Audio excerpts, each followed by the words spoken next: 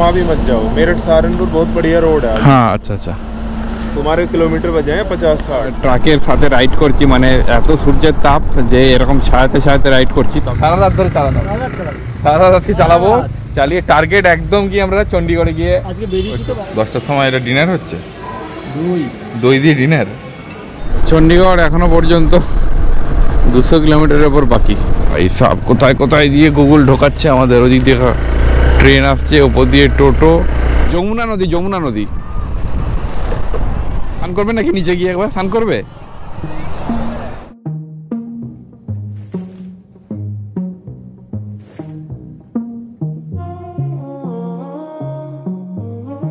Good morning guys, good morning from Ambala. ঘুম থেকে উঠে পড়েছি আর এখন সময় হয়েছে 5:30। উঠেই একদম জল খেয়েই দিনের শুরুয়াত হচ্ছে। আজকে আমাদের গন্তব্য হচ্ছে মানালি। আজকে একটু পর থেকেই আমরা পাহাড়ের দেখা পেয়ে যাব। সকালে আমাদের বেডটি চলে এসছে, বেডটি খেয়ে তারপর আমরা রেডি হব। চাটা খুবই ভালোই করেছে মোটামুটি, এলাচ দিয়ে। চাটা খেয়ে নিই, তারপর আমরা রেডি হয়ে একবারে দেখা হচ্ছে মোটর ব্লগিং সেট আপে।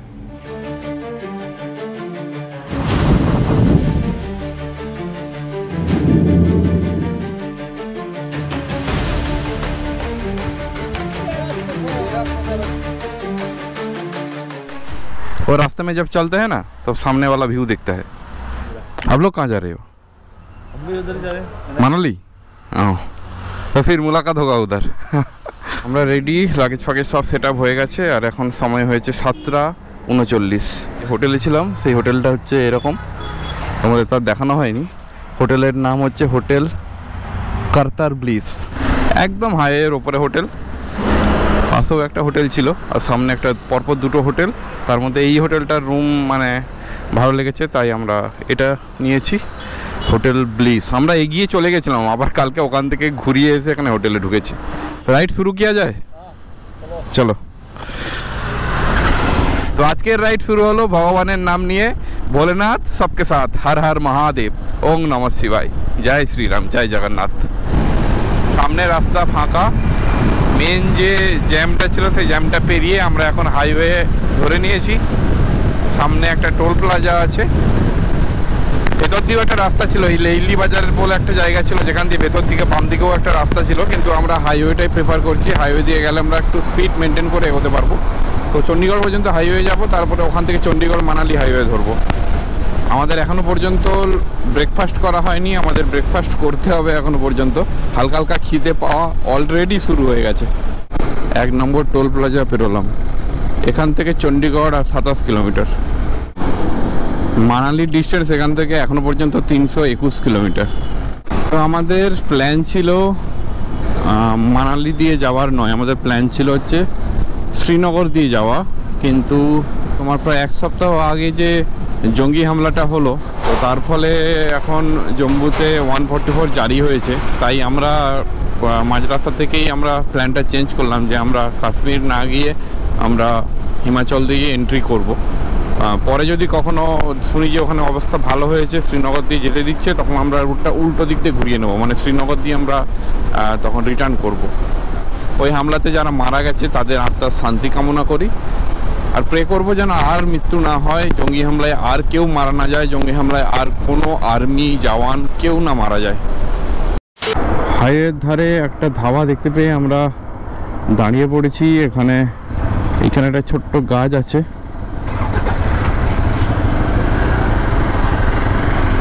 আমরা পাঞ্জাবে এসে আমরা সাউথ ইন্ডিয়ান খাবার খাচ্ছি, মানে আমাদের মতো পাগল ছাগল লোক বোধহয় আর হয় না। আচ্ছা, আমরা এখানে ব্রেকফাস্ট করছি আর দুটো লস্যি চলে এসছে আমাদের। লস্যির যা সাইজ দেখে মনে হচ্ছে যেন বালতি। লস্যির সাইজটা দেখো, আমি হাতে ধরছি, আমার পুরো হাতটা ফুলোচ্ছেই না, মানে এরকম বড় হচ্ছে লস্যির গ্লাস। ঠিক আছে, এটা খেলে আর পেটে জায়গা থাকবে বলে মনে হচ্ছে না।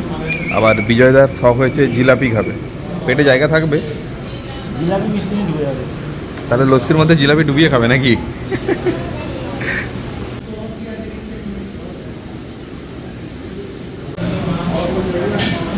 পুরো গাঢ়, একদম গাঢ় গাঢ়, একদম মানে মনে হচ্ছে যে গিলে খাওয়া যাবে না, এটাকে চামচ দিয়ে খেতে হবে। পুরো ধাবাতে খাওয়া দাওয়া করে একদম পেট পুরো ভর্তি, মন শান্তি। আর যেখান থেকে আমরা ব্রেকফাস্ট করলাম তার লস্যিটা কিন্তু দারুণ ছিল, পুরো একদম পাঞ্জাবি স্টাইলের লস্যি। একদম এত বড় একটা গ্লাস দিয়েছিল, মানে 1 লিটার লস্যির ওপর হবে। পুরো খেয়ে একদম পেট ভর্তি। আর আমাদের ব্রেকফাস্টে বিল হয়েছে 540 টাকা দুজনের। পাঞ্জাবে একটা অদ্ভুত রকমের কালচার দেখলাম, সবাই যে যার নিজের পার্সোনাল ভেহিকেল, মানে সব ভেহিকেল না, কিছু কিছু ভেহিকেলের পেছনে, যেমন ধরো এই সামনের ট্রাভেলারটা, এর উপরে দেখো কানাডার ফ্ল্যাগ লাগানো আছে, ইউকের ফ্ল্যাগ লাগানো আছে, অস্ট্রেলিয়ার ফ্ল্যাগ লাগানো আছে। বাইকে দেখলাম বাইকের কোনো নাম্বার প্লেট নেই, পেছনে পুরো অস্ট্রেলিয়ার ফ্ল্যাগ লাগিয়ে নিচে অস্ট্রেলিয়া লেখা আছে।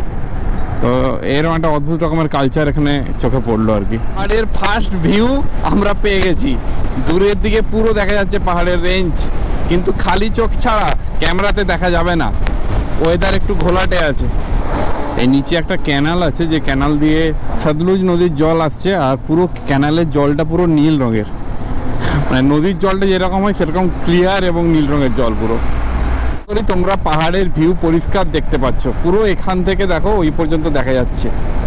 এই টার্নিংটা ঘুরবো আরো ভালোভাবে তোমরা দেখতে পারবে। কতদিন, মানে 4 দিন আমরা বেরিয়েছিলাম 13 তারিখ, 13, 14, 15, 16, আজকে 17 তারিখ, 5 দিন হয়ে গেল হাইওয়ে দিয়েই রাইড করে যাচ্ছি, এই রোদে পুড়ে গরমের মধ্যে অবস্থা কাহিল হয়ে আজকে ফাইনালি আমরা পাহাড়ে যেতে চলেছি। আনন্দ লেভেলটা বুঝতে পেরেছো, মানে ইমোশনটা বোঝার চেষ্টা করো, আমার গায়ে কাঁটা দেওয়ার মতো। কোথায় ছিলাম আর কোথায় যাচ্ছি। পশ্চিমবঙ্গ থেকে বাইক নিয়ে ঝাড়খণ্ড পেরিয়ে, বিহার পেরিয়ে, উত্তরপ্রদেশ পেরিয়ে, হরিয়ানা পেরিয়ে, পাঞ্জাব পেরিয়ে ফাইনালি আমরা হিমাচলে ঢুকতে চলেছি। কতগুলো স্টেট পাবো। এখানে আবার ট্রাফিক জ্যাম।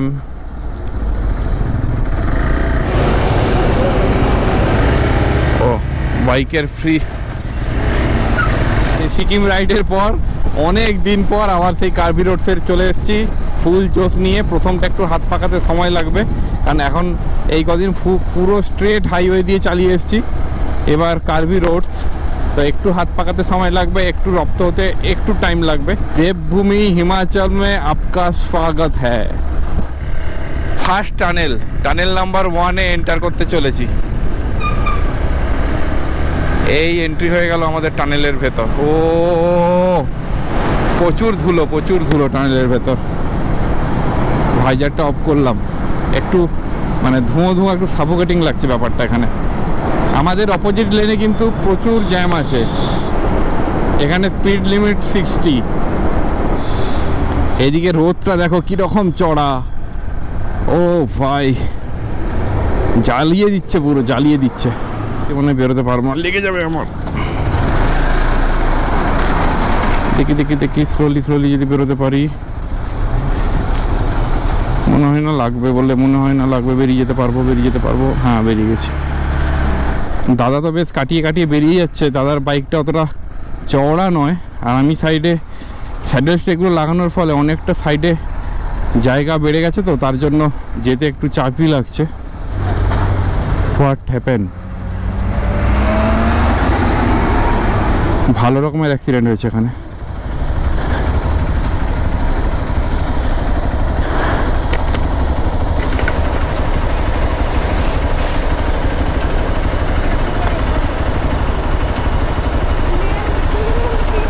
পেছনের গাড়িটা একটু ঠেকিয়ে গিয়েছে।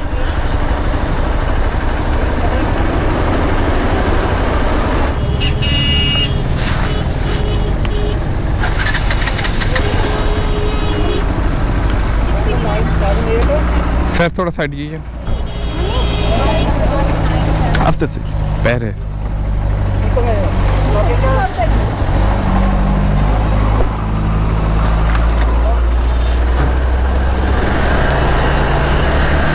অ্যাক্সিডেন্ট হয়ে গেছে, পেছন থেকে জাস্ট ঠুকে দিয়েছে গাড়িটাকে, একটা মহিলার মাথা ফেটে গেছে। খুব খারাপ অবস্থা। হিমাচল ঢোকার মুখে এরকম সিন দেখতে পেয়ে মনটা পুরো, সাবধানে গাড়ি চালানো উচিত ব্রো। হঠাৎ করে মনে হয় ব্রেকটা মেরেছে, তার জন্যই পেছন দিকে, ওই জন্যই এত জ্যাম লেগেছে। এখানে আবার পুলিশ কেন? অ্যাক্সিডেন্ট হয়েছে, পুরো অ্যাক্সিডেন্ট হয়ে গেছে ওখানটায়। ওই সালো জায়গাটা দেখো, ও হো সেরা লাগছে। টানেল নাম্বার 2, এখানে কোনো স্পিড লিমিট লেখা নেই। ও এই টানেলটা ছোট টানেল, 300-400 মিটারের টানেল। কি অন্ধকার ভেতরটা, মনে হচ্ছে কোনো একটা বড় পাইপের মধ্যে ঢুকে গেছি। এবার ওপর থেকে যে ব্রিজটা দেখলাম সেই ব্রিজটা এবার ক্রস করব। ওই যে অ্যাক্সিডেন্টটা হয়েছে দেখালাম, ওই অ্যাক্সিডেন্টটা হয়েছে ওই পাহাড়ের ওই ওপরটায়, ঠিক টানেলটার পরেই। এখনো গাড়িগুলো দাঁড়িয়ে আছে। হচ্ছে সতলুজ রিভার, যেটা হিমাচল আর পাঞ্জাবকে ভাগ করেছে। এই সতলুজ রিভার সামনে গিয়ে চিনাব নদীর সাথে মিশেছে। জল কিন্তু খুব একটা বেশি নেই। পাথরগুলোকে কেটে কেটে কি বড় বড় হোটেল বানাচ্ছে দেখো। এটা দেখো, দুটো পাহাড়ের মাঝখানে খোপে পুরো ঢোকানো।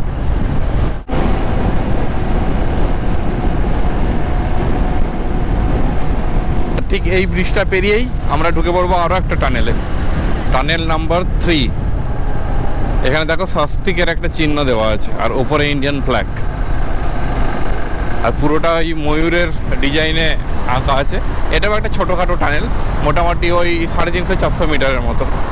3 নম্বর টানেলটা পেরিয়ে দাঁড়ালাম, আর এখানে হচ্ছে মহাদেবের পোর্ট্রেট আঁকা রয়েছে নীলকণ্ঠ কালারের,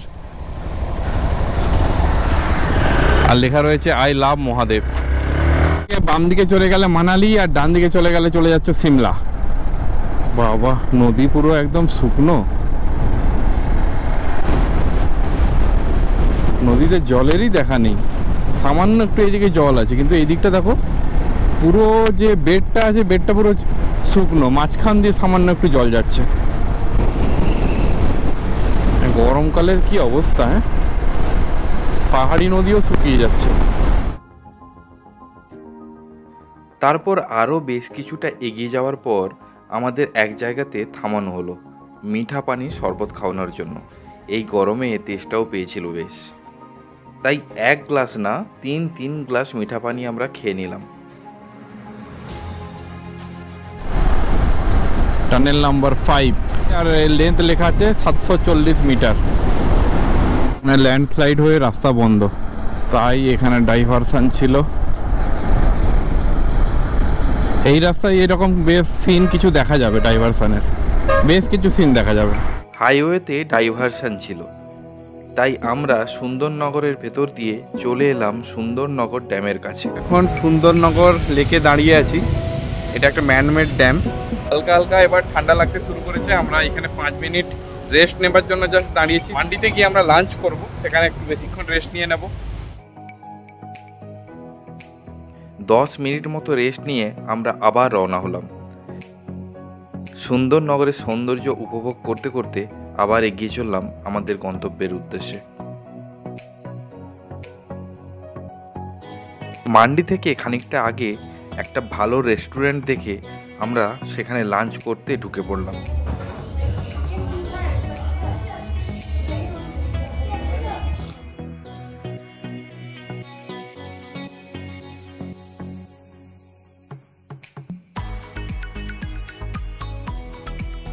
একের পর এক টানেল পেরিয়ে আমরা এগিয়ে যেতে থাকলাম মানালির দিকে।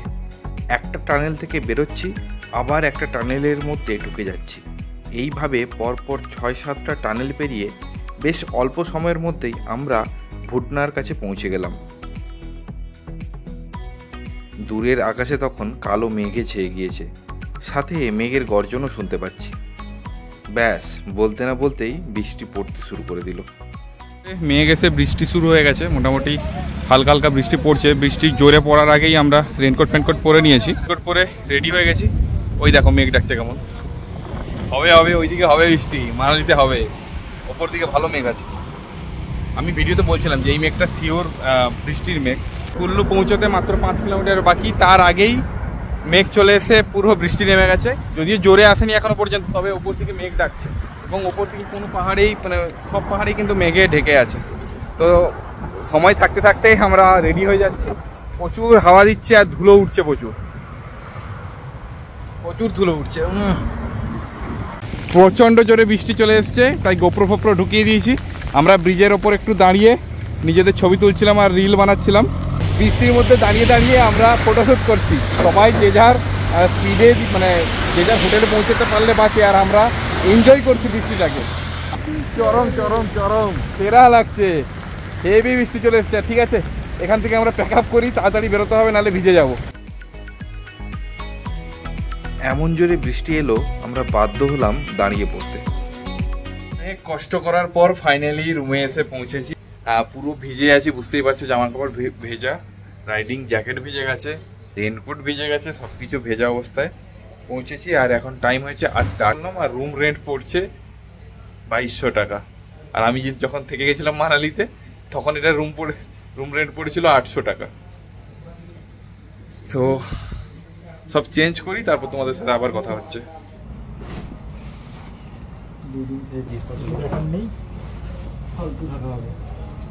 অবস্থাটা জাস্ট দেখো কি হয়েছে, চামড়া টামড়া উঠে এরকম অবস্থা, দুটো পাই সেম।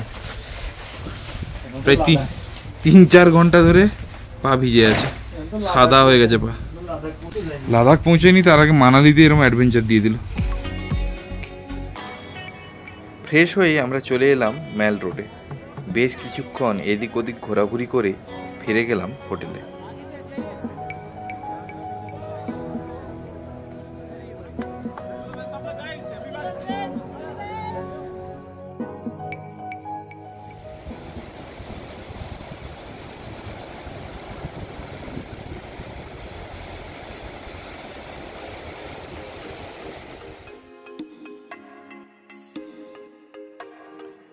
মানালিতে আমরা একদিন থেকে গিয়েছিলাম রেস্ট নেবার জন্য।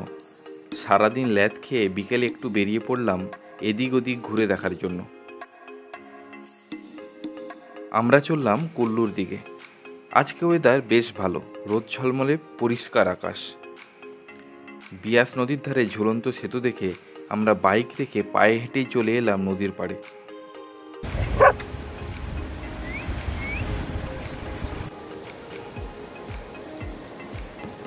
তখন নদীতে রিভার র্যাফটিং হচ্ছিল, দেখে আমাদেরও বেশ ইচ্ছে হচ্ছিল খুব।